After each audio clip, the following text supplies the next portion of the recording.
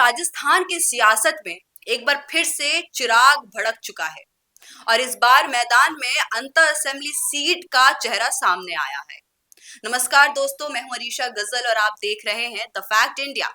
अंतर assembly seat के ऊपर फिर से गर्मा गर्मी हो गई है, जहां बीजेपी और कांग्रेस दोनों के नेता आमने सामने आ चुके हैं और उतर चुके हैं मैदान में। और माहौल जो है इतना ज्यादा गर्म हो गया है कि नेताओं के बयानबाजी के बाद अब तंज का पलटवार भी खुलकर हमें देखने को मिल रहा है।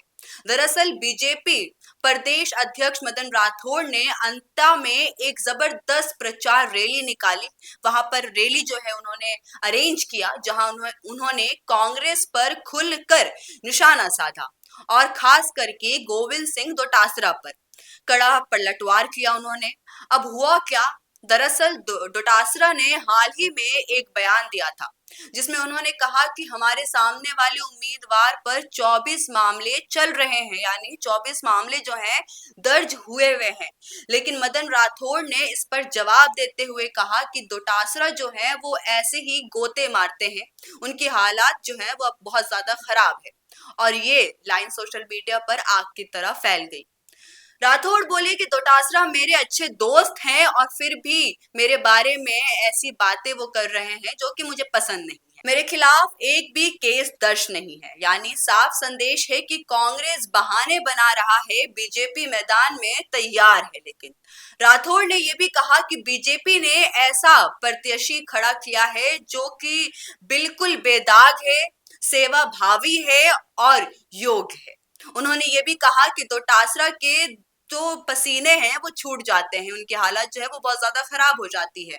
अब सुनने में तो ये भी आया है कि पंच लाइन जो है वो दोनों तरफ से चल रही है, लेकिन इसका मतलब साफ है कि अंता की जंग अब सिर्फ सीट के लिए नहीं बल्कि जो जंग है वो बयानबाजी की जंग बन चुकी है। अंता उपचुनाव को लेकर कोटा सर्किट हाउस जो है वो बिल्कुल मिनी पावर सेंटर बन चुका है। यहाँ पर लगातार नेताओं का आना जाना लगा हुआ है। मंगलवार शाम को डिप्टी सीएम प्रेमचंद भैरवा पहुंचे। प्रदेश अध्यक्ष मदन राठौड़ और मंत्री के विश्नोई ये सब एक ही जगह रुके हुए थे। वहीं बीजेपी के जिला अध्यक्ष राकेश जैन और उप अध्यक्ष मुकेश जी भी वहां पर पहुंचते हैं। अब सवाल ये है कि क्या बीजेपी अपनी जीत की जो सीट है वो फिक्स कर पाएगी या फिर कांग्रेस गोविंद डोटासरा की रणनीति का जो दमदार कमबैक है वो कर पाएंगे, क्योंकि दोनों ही पार्टी अंता के प्रेस्टीज सीट की मान बने हुए हैं। तो दोस्तों, अंता की जो सियासत अब सिर्फ एक चुनाव नहीं बल्कि दो नेताओं की इज्जत का मुकाबला बन चुकी है। इसके हिसाब से कौन बाजी मारेगा कौन नहीं ये तो हमें रिजल्ट के बाद ही पता चलेगा। मदन राठौड़ की कॉन्फिडेंस को अगर हम देखें या फिर डोटासरा के कॉन्फिडेंस को देखें तो आपको क्या लगता है, नीचे कमेंट सेक्शन में जरूर बताइएगा। जाते जाते इस वीडियो को लाइक करना मत भूलिएगा और सब्सक्राइब करिए द फैक्ट इंडिया। बिजनेस अच्छा हो सकता है, लेकिन अगर नाम नहीं दिखा तो पहचान कैसे बनेगी?